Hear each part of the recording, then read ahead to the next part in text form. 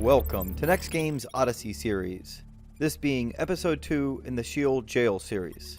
In this video, we'll cover additional information that we've discovered in the last week since Gaol's been released. We'll go over the augments we've discovered that you can put on these individual pieces of gear.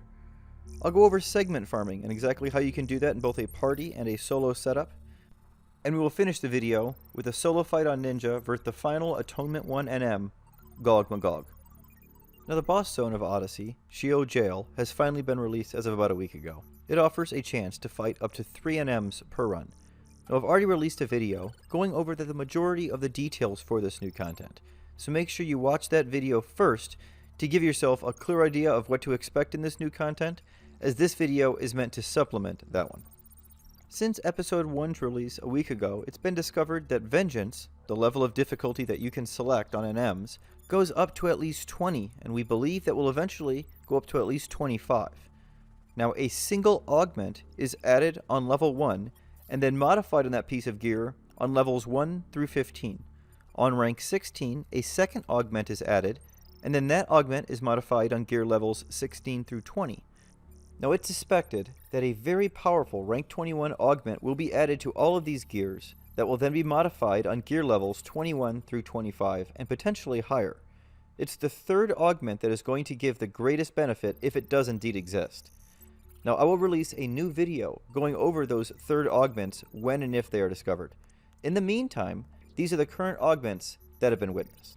Currently on the Hesperidi, the maximum augments seen are Pet Attack plus 15 and Attack plus 5. On the Epitaph for Summoners, Pet Accuracy plus 20, Magic Accuracy plus 20, and then Pet All Attributes plus 5. The Neo Animator has seen Automaton Accuracy plus 20, Magic Accuracy plus 20, and Automaton Hit Points plus 20. Now on the Koist Bodhar, we have an Attack boost of 15 and a Strength boost of 5 that we've seen. Now let's go ahead and move on to our Atonement 2 NMs and what we can see there. The Betha Ring currently is showing a Weapon Skill Accuracy of 15 and an Attack of 5. The Akrontika has a Def boost of 20 and a Waltz Potency boost of 5%. The Saru has a Def boost of 20 and a Dakin boost of 5, which is an interesting add-on for this piece. I'll definitely be very interested to see what the third attribute is if it's ever released. The Sheer Earring will give an Accuracy boost of 15 and an Attack boost of 5. The Talon Belt will give a ranged Accuracy boost of 15 and a ranged Attack boost of 5. Now originally this was rumored that the third stat on this will be a TP bonus stat of 1700. That sounds way too overpowered to me, but we'll see if that actually ends up materializing. And the last piece we'll talk about is the Obstinate Sash, which will give a Magic Accuracy boost of 15 and an Enfeebling Skill boost of 5. Now to begin upgrading your gear, purchase the piece of gear from the Moogle and then defeat the NM that unlocked that piece of gear once again. Now this time you will notice that when you select the NM you have access to Vengeance levels. You need to defeat the NM on a Vengeance level higher than its current RP level on the gear to accrue more RP. So this means you will need to increase the strength of the NM as you make your item stronger. This means that if you are in a party and need to defeat a specific NM, you will only be able to choose one, and that's the one that everyone in the party will get RP on, regardless of whether or not that's the item that they are currently working towards. This means it's going to take some time to get these items to the fully upgraded level, so segment farming will be a large part of this event. Now I'm told that in a full party farming Sheol C, you can get upwards of 5,000 segments by starting on floor 1 and killing all the Nostros on your way up and popping NMs and chests as you go.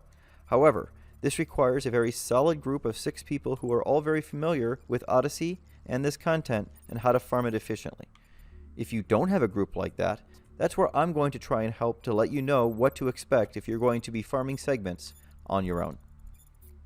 Now please keep in mind that you don't get any segments for killing Aegon mobs or the Elon Halo, so it's going to be a waste of time to try and take them on during your segment farming runs. Now most solo farming runs consist of killing as many Nostros as you can, as well as popping as many NMs as you can with pop items, and opening chests with the Is It Farmed from those Nostros as you go. Note that Nostros mobs give only 5 segments per kill on Sheol A Floor 1 and 25 in Sheol C Floor 1, but Sheol C Nostros can be far more challenging to deal with, so you have to make your own choice on which one of these Sheols you want to farm. In my experience, the following are the numbers that I get from my solo runs of farming each one of these.